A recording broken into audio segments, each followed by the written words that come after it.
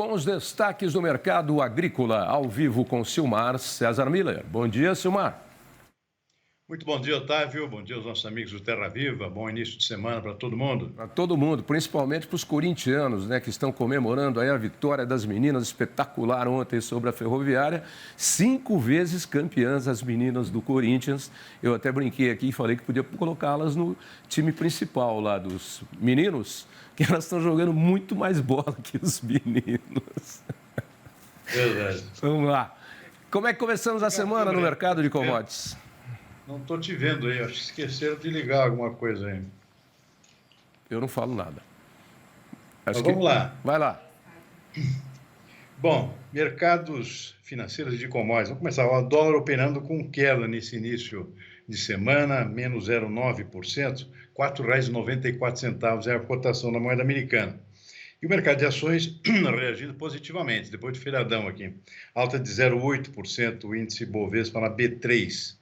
Lá fora, petróleo operando com leve alta de 0,3%, $90,90 o barril do tipo Brent. Continua acima dos 90, o preço do petróleo, que é referência para o nosso aqui da Petrobras.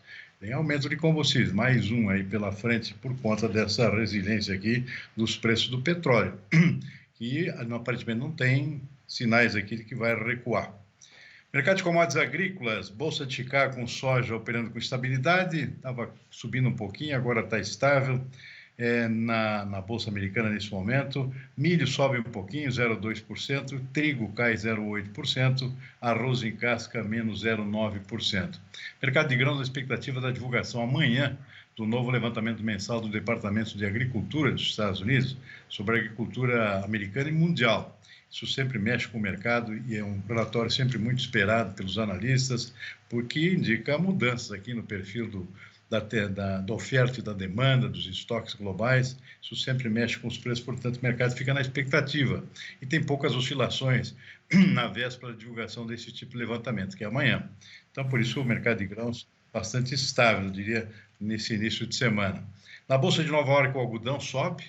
Caiu na semana passada, agora está reagindo, uma alta de 1,4%. Café arábica também sobe 1,8%, mesmo com a pressão de final de colheita aqui no Brasil, o preço ainda se mantém em um patamar razoável.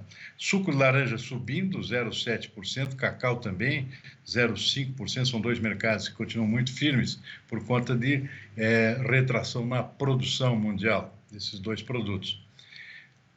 Açúcar cai um pouquinho na Bolsa de Nova York, açúcar bruto, menos 0,2%, e o boi gordo aqui tenta uma reação, alta de 2,7%, uma reação expressiva aqui do boi, isso no mercado futuro da B3, contrato de setembro, não é a mesma coisa no mercado físico, mas de qualquer forma é uma sinalização de que o preço pode começar a reagir também no interior do país, Tavinho. Silmar, eu acho que essa é a pior crise da pecuária bovina aí, né, que nós temos, porque esse ciclo de altas e baixas, eu estava conversando com algumas pessoas aí durante a minha viagem para fazer o programa sexta-feira lá de rancharia, e as pessoas veem, até o Maurício Tonhá também estava conversando com ele outro dia, as pessoas veem como isso parte do ciclo, mas acho que dessa vez chegou muito no fundo do poço, né, Silmar? Esse é o problema. Na verdade, ciclos são normais, né? Mas estava havendo um certo encurtamento pela própria modernização da pecuária brasileira, né? Esses ciclos estão ficando cada vez mais curtos, né? Mas agora sai um conjunto de outros fatores que também influenciou nesse comportamento. É guerra na Ucrânia, é toda uma questão de pressão também por parte da China, nossa concentração muito forte aqui em poucos clientes, né? Praticamente a China, assim, metade das exportações praticamente estão indo para lá. Então, uma concentração muito forte em poucos clientes. E também uma concentração muito grande de frigoríficos, né, Tavinho? Aliás, concentração que está crescendo depois da venda do Marfrig, das unidades frigoríficas de gado bovino aqui, por Minerva, né? Então, há uma certa concentração agora de poucos grupos frigoríficos aqui dominando o nosso mercado do boi. Então, tudo isso ajuda também a dar uma certa depreciada nos preços pelo excesso de concentração. Isso é ruim para o pecuarista, né, que fica sem opção de vender. Ele tem uma bandeira ou duas aí que comandam. E esse vai e vem dos frigoríficos também é interessante, né? Porque o Minerva teve metido numa confusão grande. O Minerva é um grande frigorífico exportador.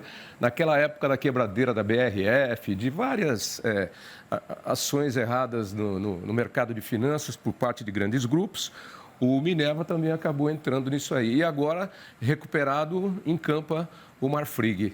O vai e vem aí dos frigoríficos, né? A JBS, que já encampou aí uma boa parte aí, dos frigoríficos em todo o Brasil. Mas eu não preciso esconder as fontes. Eu tinha falado algumas semanas atrás com o Maurício Tonhar, e ele falou exatamente disso. É um ciclo, Tavinho. Dessa vez ele está fundo demais, está baixo, o buraco está muito embaixo.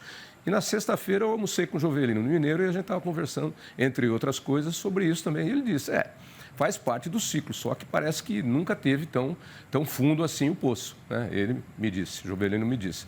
Mas estão todos aí esperançosos, achando que é o sobe e desce, vai subir de novo. Mas pela metade, né? A gente viu o preço acima de R$300 no início do ano, né, pela arroba, e agora em alguns locais aí, norte do Mato Grosso, 170, né? Isso é quase a metade. 71, né? É isso que a gente estava falando e comentando. Não paga, mas ninguém. Vem cá, e o Boletim Focus aí? Subiu de 4,92 para 4,93. Muita gente vai falar, é só 0,1%. Opa, mas o anterior também já tinha dado uma alta aí de inflação.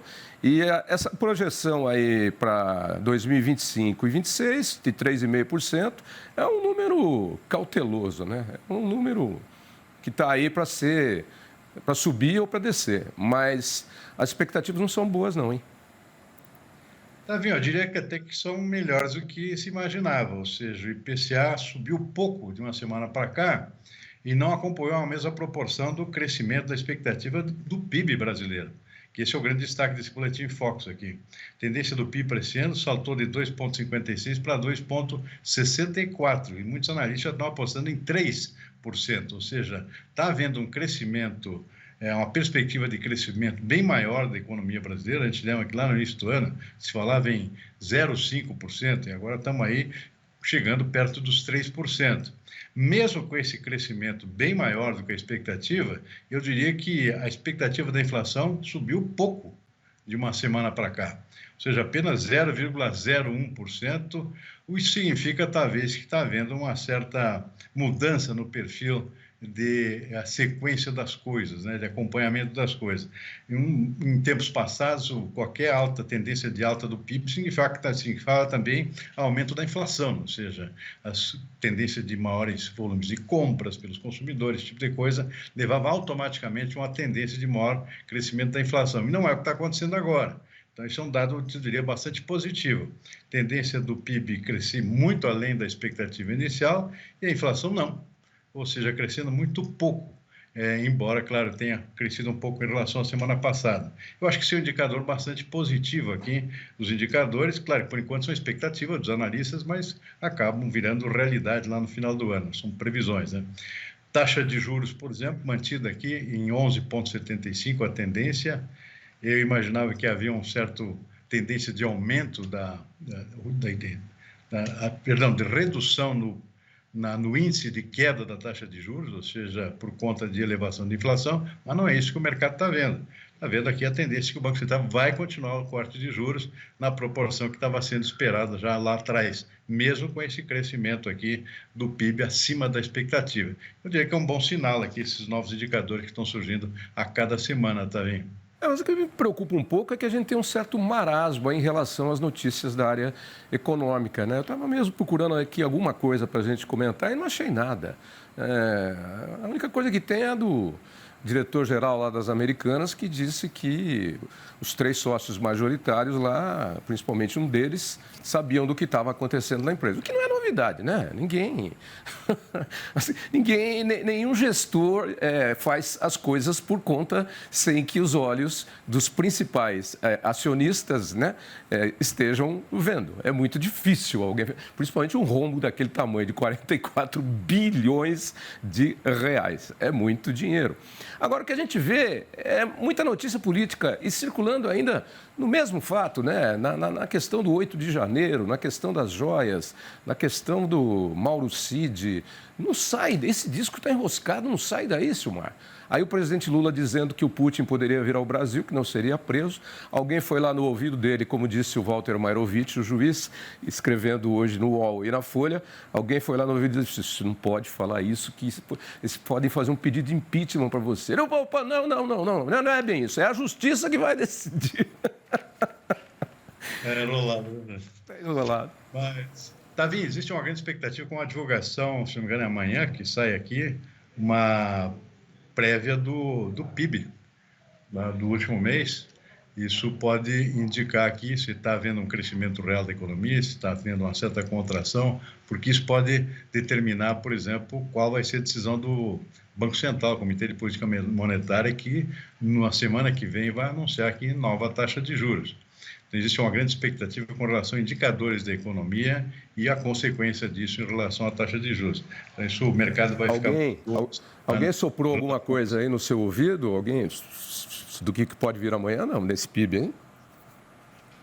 Como assim, também? Você tem algum burburinho, há alguma expectativa que está vazando já no mercado ou não? Deve ter também, mas infelizmente não deu tempo de eu dar uma conferida aqui do que está circulando em termos de expectativa. Se tiver, você me avisa. Exatamente. Estou de surpresa. Mas a expectativa realmente amanhã, com a divulgação disso, vai determinar bastante os rumos futuros aqui da própria taxa de juros. É uma expectativa importante para essa semana aqui.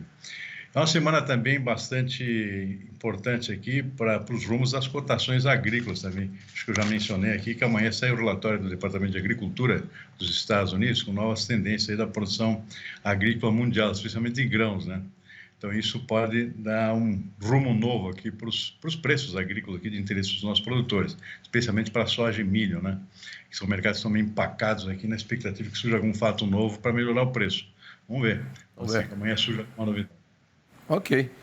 Bom, boa semana para você que está só começando e amanhã a gente conversa novamente. Bom dia, Silmar. Amanhã, de preferência, com a sua imagem também, que eu possa ver daqui. Né? Hoje não funcionou. Né? É o seguinte, eu não falo nada. Eu sou da parede para dentro aqui do estúdio, porque daí se eu peço a imagem, alguém fala, mas não é a minha, é o outro que faz, eu não sei. Então, fica aí o seu pedido, né? Amanhã você quer com imagem, é isso? De preferência. Vamos ver o que eu posso fazer por você. Não tenho conseguido fazer muita coisa, mas eu vou tentar melhorar para você, tá bom? Combinado, Tavinho. Boa tarde, boa semana. Abraço, boa semana.